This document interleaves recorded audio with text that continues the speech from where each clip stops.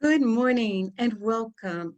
We are delighted that you have decided to join us today for our Sunday morning celebration service right here at Unity of Citrus County. We invite you to get settled in. Our service is about to begin in just a few moments. It is our sincere prayer that the music, the meditation, and the message will uplift you and inspire you to become the light of the world that you have come here to be. We invite you to come and visit us in person. We would love to meet you. And we invite you to also visit our website at www.unityofcitrus.org. Have a blessed day.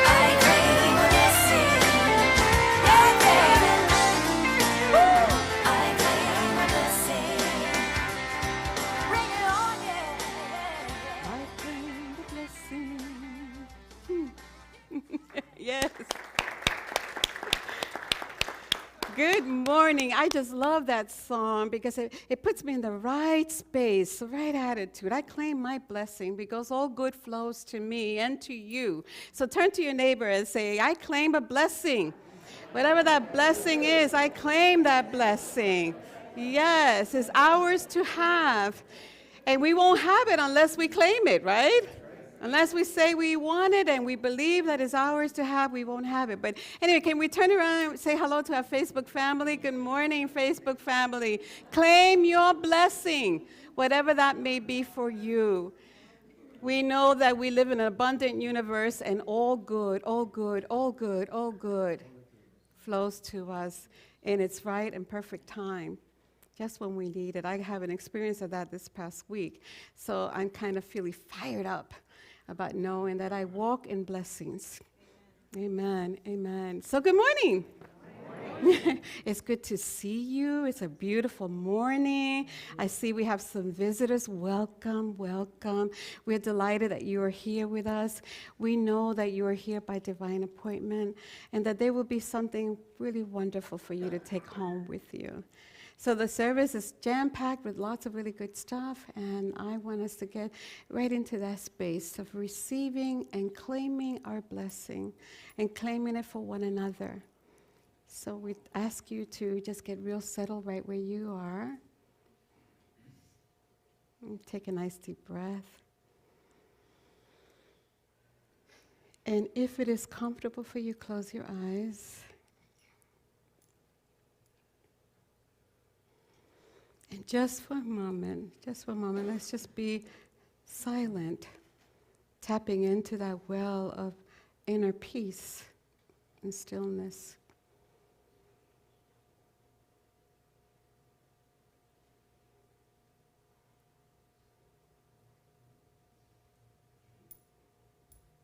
And we enter these moments with gratitude. Gratitude for this beautiful, beautiful day. Gratitude to be here. Gratitude for the love that we share with one another. This place where we create a loving and healing and accepting community. We're just grateful.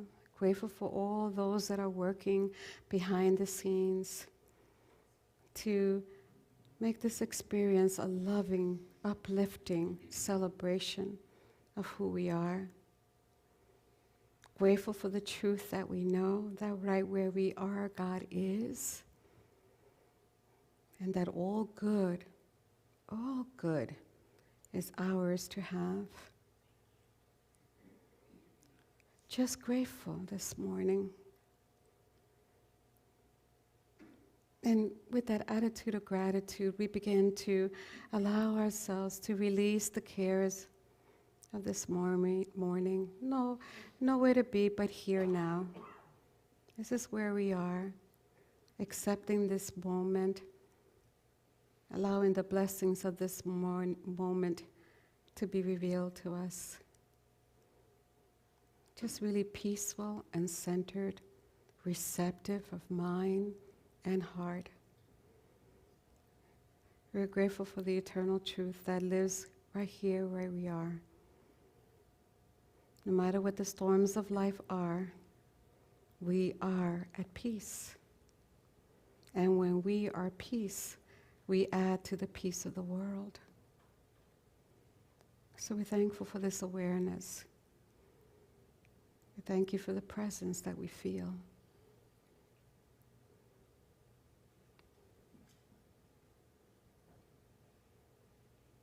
Thank you, God. And so it is.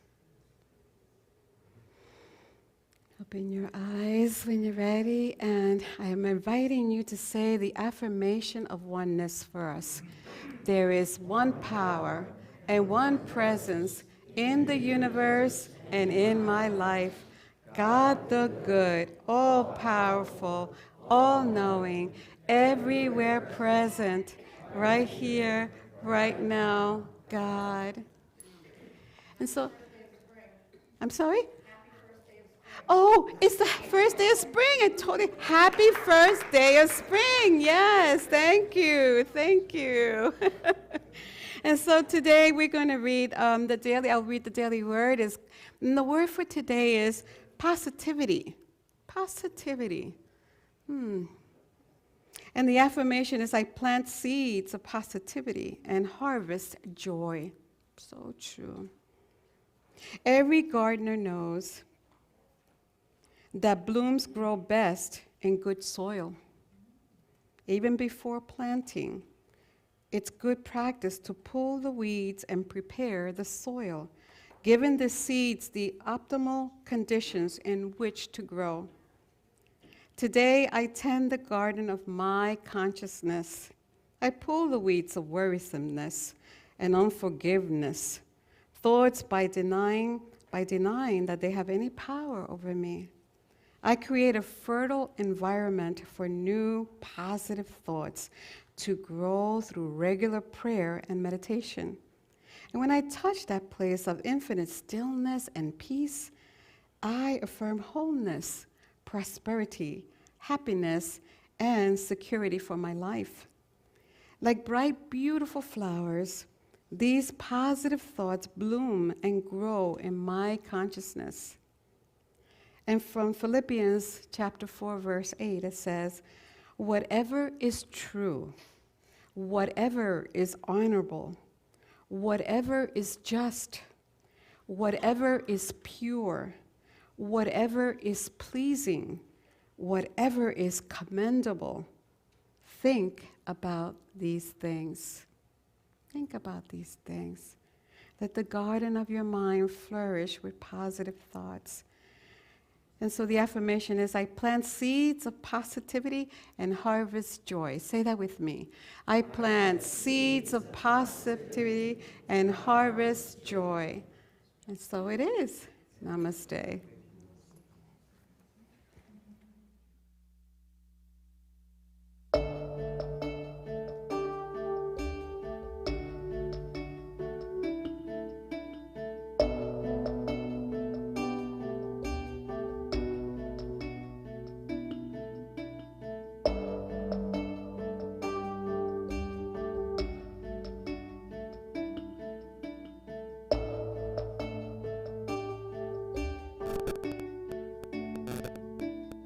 Power of now is always present, nowhere to be than where you are. The power of now flows oh so gracefully.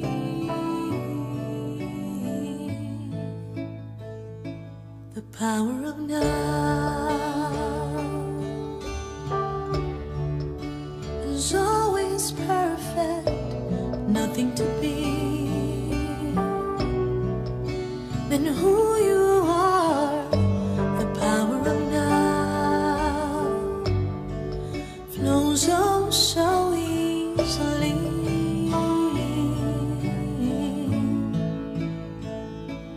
Be willing to let go of everything you think you need to know. Oh, be strong enough to let go of everything you think you need to control. For everything goes away. Let everything wash away. The power of now.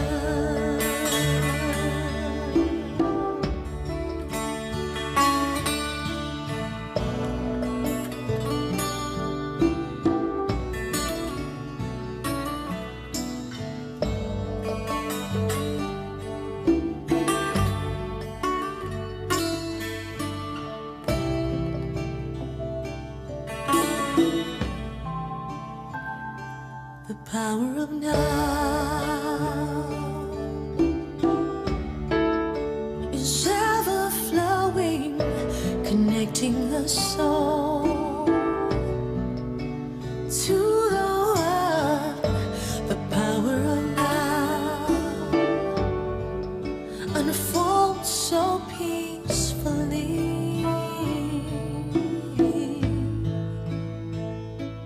Be willing to let go of everything you think you need to know.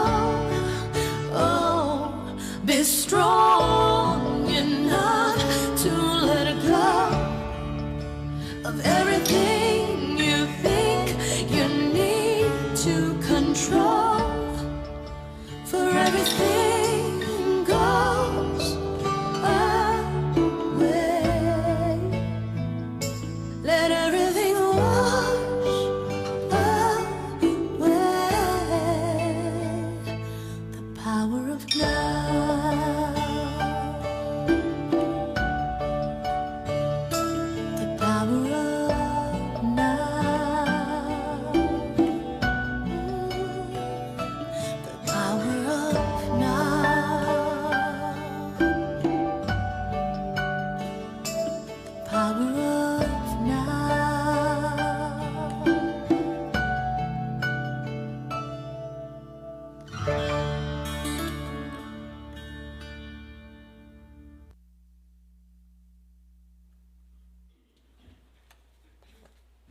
Good morning. I have to say it's an honor and a privilege to align my consciousness with yours as we come together as one. So if you will, just relax in your seats, put your feet flat on the floor. If you're comfortable, close your eyes, take a deep breath, and as you let it out, feel your body relax. And let us relax into a greater awareness of the one power and one presence, knowing each of us is fully divine and fully human. The entirety of God is present in its fullness right where we are, wherever we go. We are uniquely expressing our divinity here and now in wondrous and specific ways.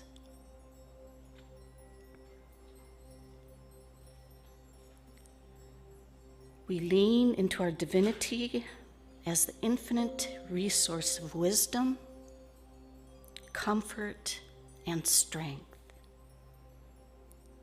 Our divinity is the ultimate resource for our humanity in everything we think, feel, say, and do. Just take a moment of silence as we think and feel about our divinity.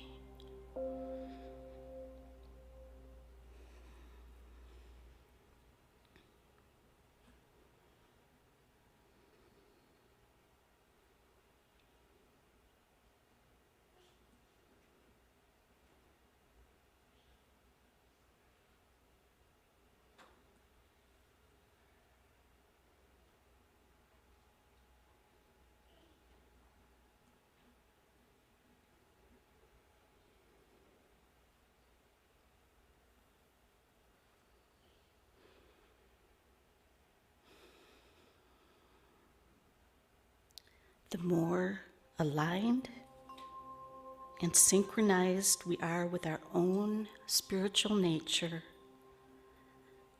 the more easily we can meet any seeming need with ease and grace.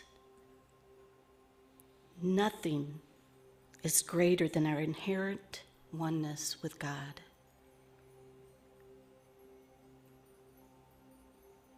Let us join in feeling appreciation and gratitude for our innate divinity and our humanity expressing it.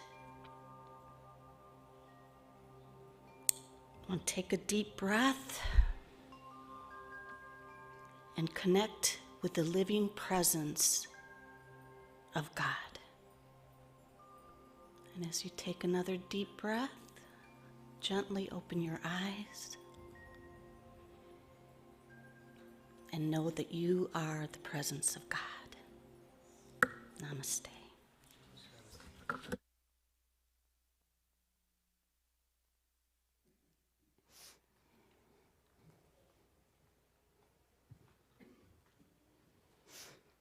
Thank you, Rhonda. Beautiful. Beautiful alignment with what I'm going to talk about today, too. So I kind of was wrestling with the title of this message. And so I kind of had a vision when you would read it, where do you live, that you would start shouting out, well, I live in Hernando in Citrus County, whatever. But no, we're going to talk about our true home. Where do we live? When I was much younger, I used to be an avid practitioner of yoga. And it was such a soothing practice for me. It really connected me with the essence that I really didn't even know what that was. I just know that it felt good. And one of the practices that I had, one of the poses that we were always asked to do was called the pigeon pose. Now, if you're a pigeon, that pose is okay. But if you're not, it was really challenging for me. And it still is to this day. You have to stretch out your back leg as far back as you can, and then you have to bring another leg folded and bring it across. And somehow you need to be able to fold over all of that, you know. And it's supposed to look like this, okay? And I can tell you mine never did. Mine was a modified version of it, and it still is. But it was hard. It was hard for me to get into that pose, and I would always worry that I would get stuck there. That what happens if I get here? Then how do I get out of it? And how embarrassing that's going to be. And I would always hear the instructor always say, "Breathe, relax, allow." And I'm saying to myself, well, please don't ever do this pose. I cannot do it. My mind will go all over the place. And even as I tried it, I would finally get myself into some semblance of that pose. I would begin to beg her to please change it already. Stop talking, stop it already, and she would just get softer and, breathe, take a deep breath, be in the now. Go deeper. And I would say in my mind, for God's sake, just shut up. It was like I was screaming, I'm going to rip something here, I'm going to get stuck here, and then someone's going to have to kind of get me out of this, and oh my God, I just can't do this. And then my mind will get so crazy busy trying to do it, and I would feel every muscle in my body getting really, really tense. And then for a clear moment, I said, well, this is what it is. This is what, I'm here. I came here. This is the moment. I'm here. Then let me at least try to do what she's saying to do, and I would, start to breathe, and slowly allow myself to relax and to invite my body to go deeper into the pose, to allow it to stretch. And as I would do that, I could feel my body muscles just kind of relaxing, and I would be able to go deeper into that pose. And somehow the pain that I was experiencing before, or the panic, would kind of ease away, I was getting into flow. I was in there, and I said, wow, this kind of really feels kind of good. But then again, guess what happens? The mind rushes in with this relentless chatter. And what happens is, okay, now I'm in the pose, and now I'm thinking, well, how long am I supposed to be in this pose? Seriously, lady, how long are you going to talk? Just I want to get out of here. Stop talking. And then again, I would go, okay, no, just breathe, Luz, breathe. You can do this. You can do this. You have the ability to allow your body to relax. And then so I would go right back into feeling this place of, it felt almost blissful, really, and I would be able to relax and let go and be in that moment. I was in a place of bliss, and it would really do feel like I was connecting to something, the ground of being, I guess. And there was within me this a sense of being peaceful, and of course it doesn't always last, but this is what's going on, in any kind of experience in our lives. There's this flipping back and forth of freaking out maybe in our heads, and then breathing into the now. You ever had that experience? You kind of panic, and all of a sudden you breathe, and you kind of come back home where you're supposed to live. And it's basically how we go through life, most of us. I don't know, unless you're some sort of enlightened guru like Jesus, you probably are going through this flipping back and forth most of the time.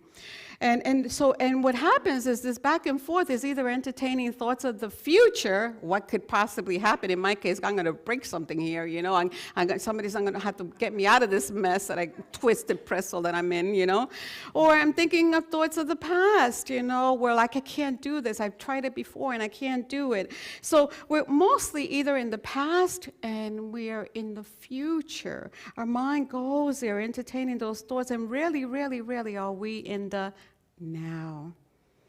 Even though we know that now is the only real moment that is, this present moment is the only place where life happens. But we're rarely there. We're not there. The past, if we really think about it, the past can only be remembered in the present moment. That's where it happens. And the future, when it comes in the present moment. So the only real moment is the moment now, this present moment. Eckhart Tolle says that unease, anxiety, tension, stress, worry, all forms of fear are caused by too much future and not enough presence.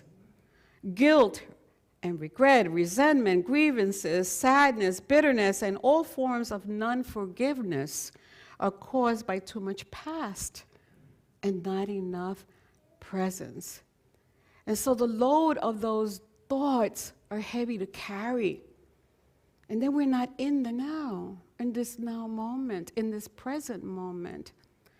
And what is sad is, if you really think about it, are you ever really conscious of how much time we spend chasing this monkey around our mind? You ever, really, we're actually playing out dramas in our mind and worrying and complaining and justifying our actions and dissecting the lives of others. And now, the moment, the here, always sits right in the middle of full-blown miracles. Full-blown miracles. And we rarely notice it. We rarely notice them. Think of this. We live on a planet that knows how to rotate on its axis, and it follows a very defined path as it hurtles us through space. That's a miracle. But not more so than a heartbeat, or that we can laugh and that we can love, that we have fingernails and eyes to see, ears to hear. We live in such a limitless universe. There are flowers and music and medicine and mountains and oceans and butterflies, and on and on and on I could go. Miracles all around us. And I tell you, I don't know, it occurred to me as I was writing this, because this message is so much for me, and I pray that it blesses you, that with all the beauty and magnificence and the awe and the wonder that is all around us, why aren't we living in a state of sacred awe? An awe that would probably bring us to tears. It's almost inconceivable for me to realize that we have all of this and we cannot experience it because we're in the past or we are worrying about the future. So our whole being longs for us to remember, to come back to where we live, where life happens. Come back to the here and the now. And that now that they're talking about is that inner space of stillness that is within us, this peaceful inner stillness that nothing out here can disturb, nothing.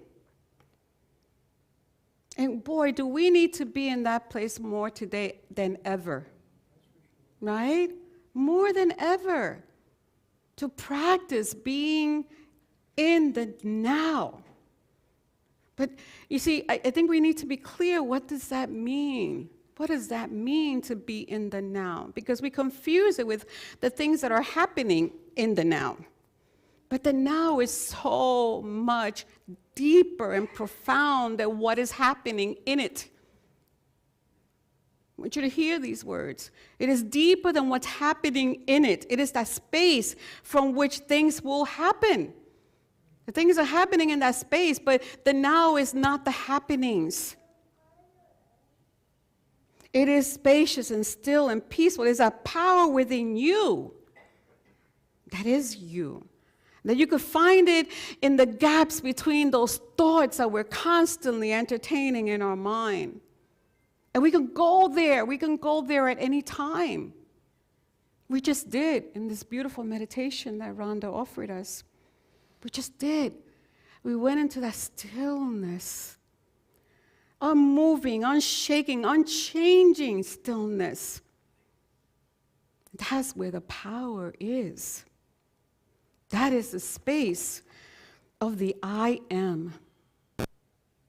That's the now, that space of the I am.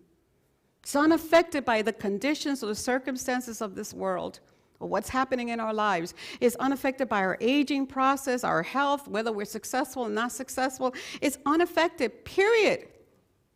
It is the same today, yesterday, it's yesterday, today, and forever. The same. Unchanged. It's a place where Charles Fillmore would say, I have to go to headquarters. That's that place. Eckhart Tolle says that when you step into the now, you step out of the content of your mind. See, the content is not what's important.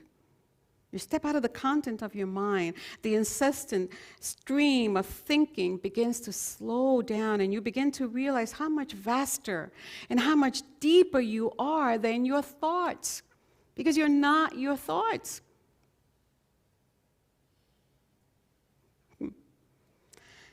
This week, boy, it was quite a challenge. And one of the biggest challenges that I was facing this week was the challenge around a trip that I'm going to take.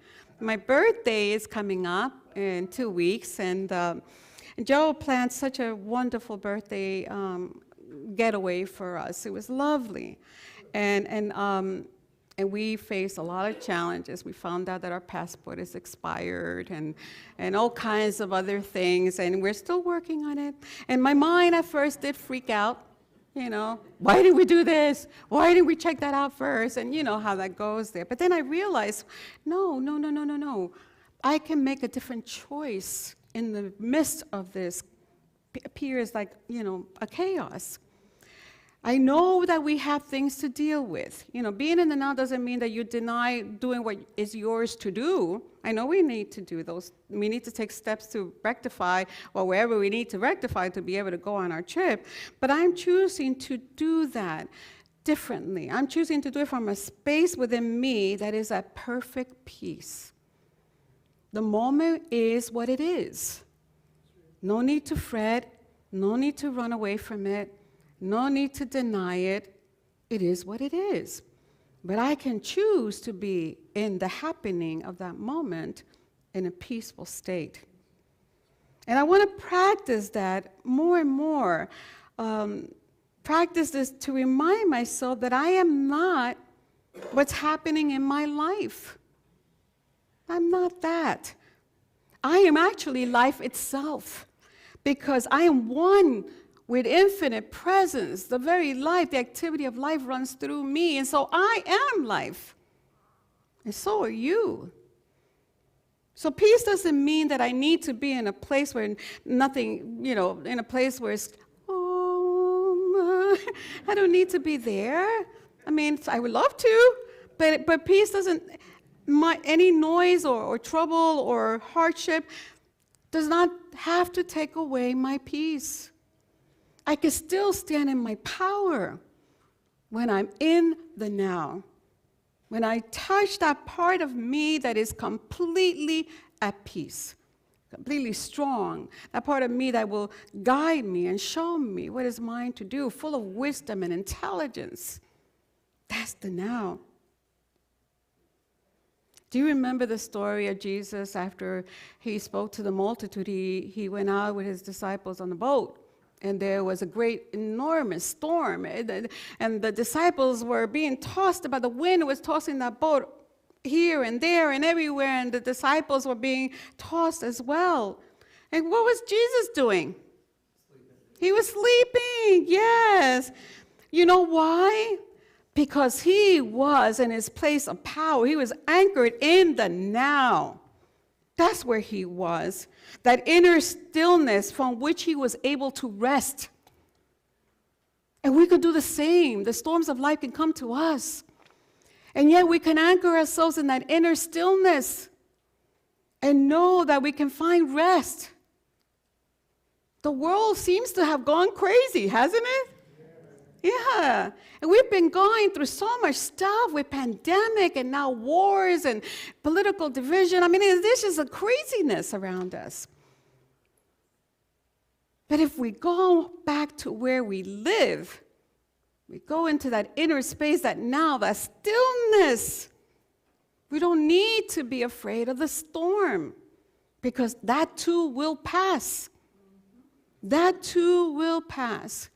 What happens to us is that we want to control the storms of life, don't we? God, we're such control freaks, aren't we? We want to control the way it's going to happen. And rather than to be present with it, rather than to not resist it, rather to see what it is that is going to emerge from this, what powers within me will I discover that would allow me to move through this storm? We don't do that. We want to control it. We want to tell it what to do. But if we go into the stillness, if we go into that place of power within us, we can move through the storm with this assurance, this knowing that it's not permanent, that it will change, just like everything else on this realm does. Everything. All things pass, and so will the storms of your life. So choose. I would encourage you to choose to, in those moments when you're feeling kind of lost and confused and worried and with thoughts of past and future, come back to now and rest your mind in the stillness. Allow it to rest. Living in the now is being rooted in your divine self. That's what that is. When you're rooted, when you know who you are, you know who you are. You're not this body. This body is just the vehicle through which your divine self navigates on this realm. And you're not your thoughts, and you're not your circumstances. You're so much greater. And when you realize that in that moment of being in the now, you feel confident. You feel strong. You're not afraid. And you move with humility and awe in this world. And you make a difference, because the peace that you want in this world has to begin with you. Yes, with me, with you. How can we have peace if we're not at peace with ourselves? I love this quote from Eckhart Tolle. He says, "To have your attention in the now is not a denial of what is needed in your life." You don't go around like, well, I'm going to be in the now, so I'm not going to do anything. No, you got to tend to life. So to have your attention in the now is not a denial of what is needed in your life. It is recognizing what is primary. Then you can deal what is secondary with greater ease. It is not saying, I'm not dealing with the things anymore because I'm in the now. No. Find what is primary first and make the now into your friend. Accepting it, welcoming that space within you, that divine self. Acknowledge it, honor it. And when the now is the foundation, the primary focus of your life, then your life will unfold with ease. There's a scripture verse that says, "Seek the kingdom of God, and then all things will fall unto you." Seek that. Seek that first. In the middle of confusion and worry and fretting, seek that first. Find that peace first. Find that guidance first. Find the understanding that lives in you.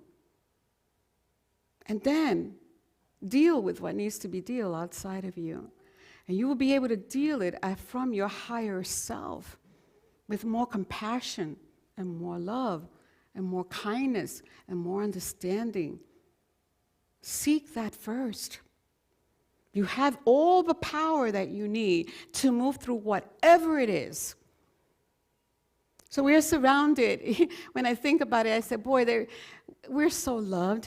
We're surrounded by so many teachers that show us how to be in the now. I think about nature. You know, if you look at a tree, how very rooted it is, firm and strong. The wind may come and toss it here and there, but it stands strong. It's a thing of beauty to see.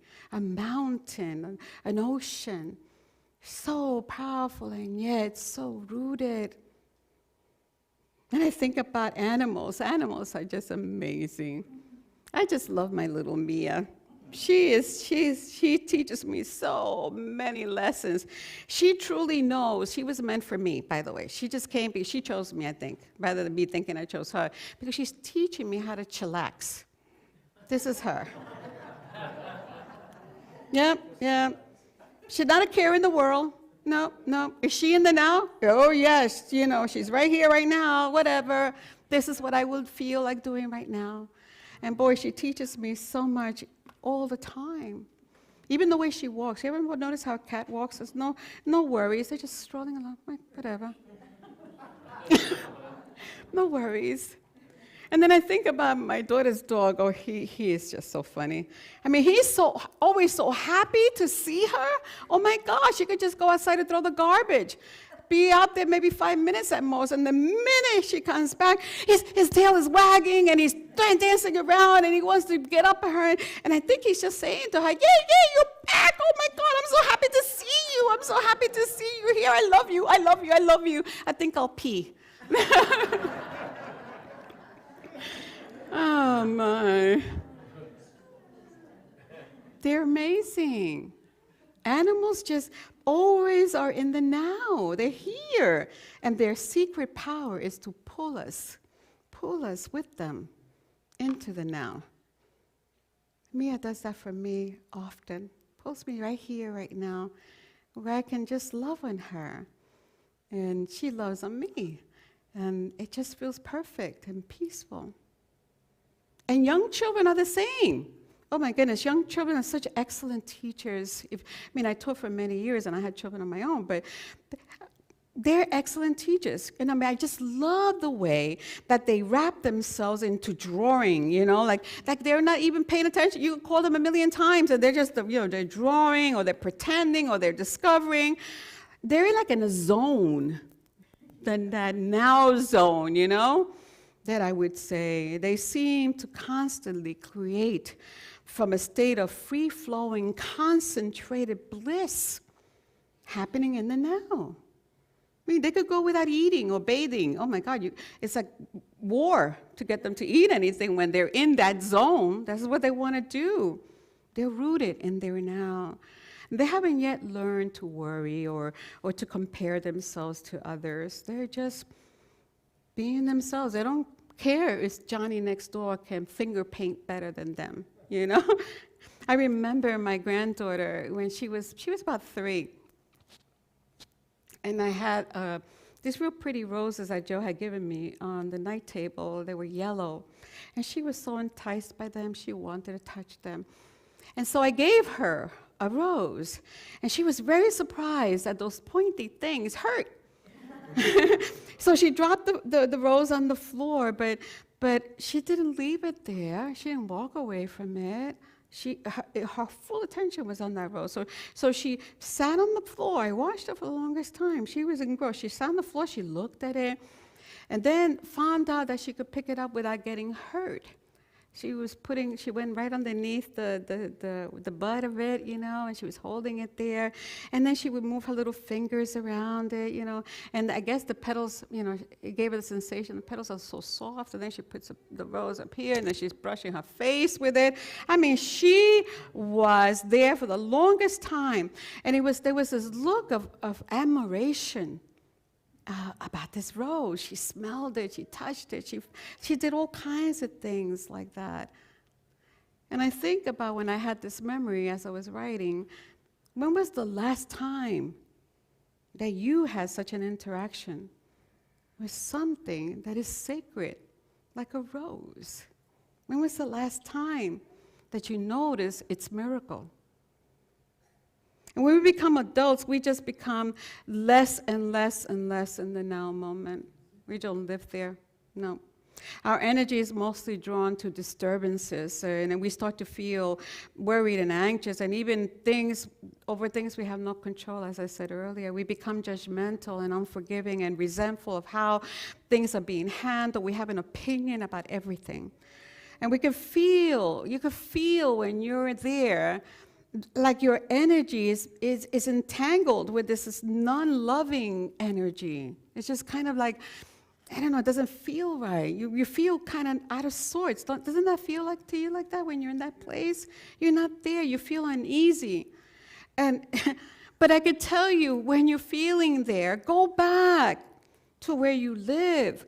Go back to the now, that place within you from which things will happen, but you are not the happenings. You are the peace, the core of your peace, remembering who you are and that God is wherever you are and that you have infinite potential. And, I know. I can't even watch the TV more than 20 minutes. I just have to turn it off. I simply watch it because, I guess I need to know something, but I don't even know if the something that I'm knowing is even true. There's so much turmoil in our collective experience, and some of our individual lives are experiencing turmoil. If you do, and set the intention of practicing being in the now, that inner spacious stillness, that universe within you, you will remember that nothing that is happening out here can harm you. Nothing. That all good flows to you, and that all things are working for your greater good. Nothing, not in this lifetime, can touch that part of you that is real, that is who you truly are. And so through the turmoils, we are playing the role, right? I kind of think that in a way we are being called to be the midwife. There's a midwife. We are the midwife, not just for ourselves, but for each other. We're helping each other to come back, to know a truth that is deeper than what is happening. If I remember anything about birthing and I had children, is that I was always told, breathe. Breathe and be focused. They would ask us to focus on something in the room. Focus, breathe. And maybe that's what the universe is asking us to do. Breathe into this time. Breathe into what's happening into the world. Don't deny it or object to it. Don't do anything. Just breathe in it. Allow what's coming up to come up. Allow it. Be present to the moment and focus. Don't go here or there or everywhere right now. It does appear tumultuous out there, but within there is a vast calmness. Touch that. And it is there that we're going to be able to gather our strength to persevere and endure during these times without losing sight of who we are and why we have come here. And what are we to do? Be the expression of love. Be the peace. Be that which you want to see in the world. And when we exercise that, then peace will come to earth. And we can move so grounded in faith that what we desire is already here. We're just birthing it. We're moving it. Think of an hourglass. An hourglass, the big bulb, and then the sand has to go through that tiny little space. This gets narrower, and then it opens up again. That's what's happening. I think we're in that little narrow space where things are beginning to come into fruition. But we need to be in that place of now to be able to move with it without losing who we are, without forgetting that what we've come here to do. Remember, the now is not what's happening. The now is that inner stillness in you, and it is greater than any content that is happening at the moment. If your mind fills with non-loving thoughts of the past, return to the now. If it goes backwards into the future, goes forward into the future, return to the now. It occurred to me that Now, if you spell it backwards, means one. And so if you are in the now, you have already won, though the outside appearances don't show it. So my friends, try to redirect your energy in these turbulent times with yourself, with your family, with the community, wherever you are. Go back.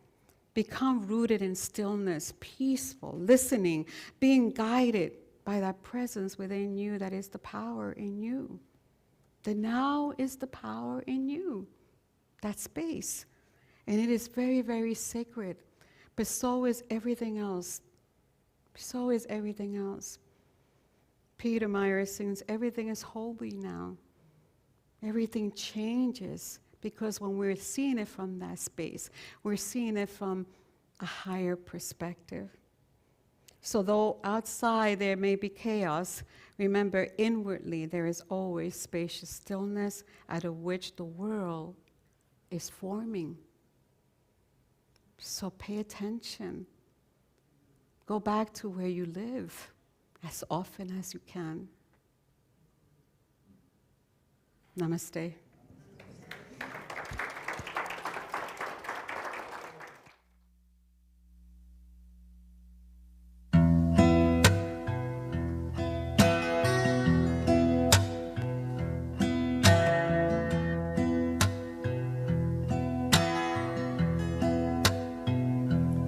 When I was a boy, each week on Sunday we would go to church and pay attention to the priest. And he would read the holy word and consecrate the holy bread, and everyone would kneel and bow. Today the only difference is everything is holy now. Everything is holy now. And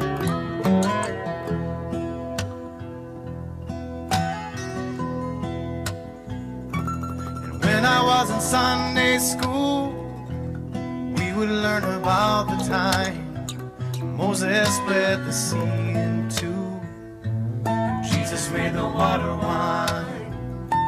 And I remember feeling sad. Miracles don't happen still. Now I can't keep track, 'cause everything's a miracle.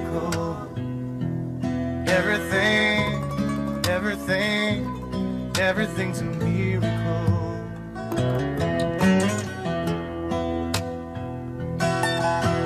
Wine from water is not so small, but an even better magic trick said anything is here at all. So the challenging thing becomes not to look for miracles, but finding where there isn't one. When holy water was rare at best, it barely wet my fingertips, but now I have to hold my breath like I'm swimming in a sea of it.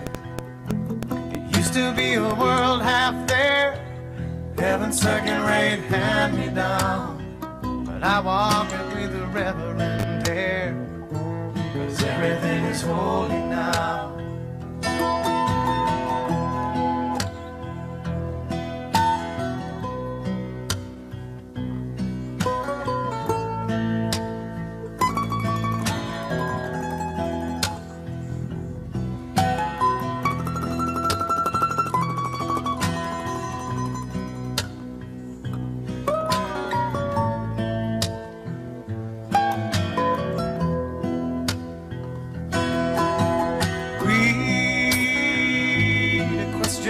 Child's face, say it's not a testament, that'd be very hard to say. See another new morning come, say it's not a sacrament, I tell you that it can't be done.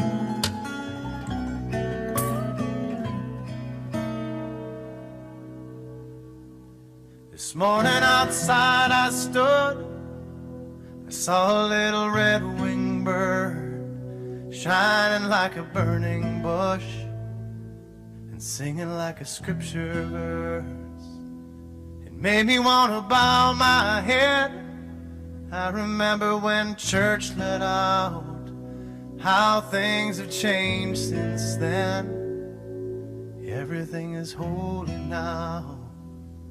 It used to be a world half there, heaven's second-rate hand-me-down, but I walk it with a reverent air, 'cause everything is holy now.